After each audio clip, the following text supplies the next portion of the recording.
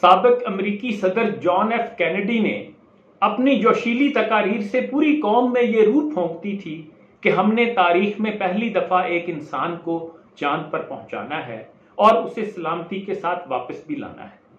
NASA نے اس project پر کام شروع کر دیا تھا اور اس کا ایک ایک فرد دن رات محنت کر رہا تھا۔ کہا جاتا ہے کہ کینیڈی ایک دفعہ ناسا کے ہیڈ کوارٹر کے دورے پر گیا۔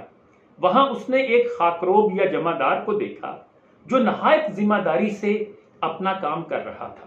کینیڈی نے جب اس سے پوچھا کہ وہ کیسے اتنے انہماک سے اپنا صفائی کا کام کر رہا ہے تو اس نے جواب دیا، جناب صدر، میں چاند پر پہنچنے کے لیے اپنی قوم کی مدد کر رہا ہوں۔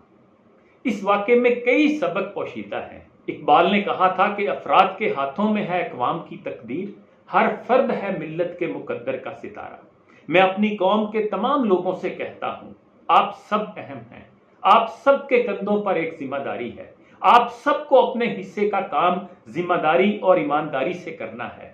آپ چاہے کسان ہیں یا ترکھان ہیں یا حجام ہیں یا موچی ہیں یا ڈاکٹر ہیں یا دکاندار ہیں یا انجینئر ہیں یا کلرک ہیں یا افسر ہیں، آپ اہم ہیں۔ اپنے کام کو اہم سمجھیں۔ اگر آپ اپنی جگہ بھی اپنے کام کو محنت، ذمہ داری اور ایمانداری سے کرتے ہیں تو سمجھ لیں آپ اپنے ملک اور اپنی قوم کی خدمت کر رہے ہیں۔ اگر ہم میں یہ جذبہ، یہ روح پیدا ہو گئی، یقین کریں پاکستان کو خوشحال، باوقار اور ترقی یافتہ ہونے سے کوئی نہیں روک سکتا۔ پاکستان زندہ باد۔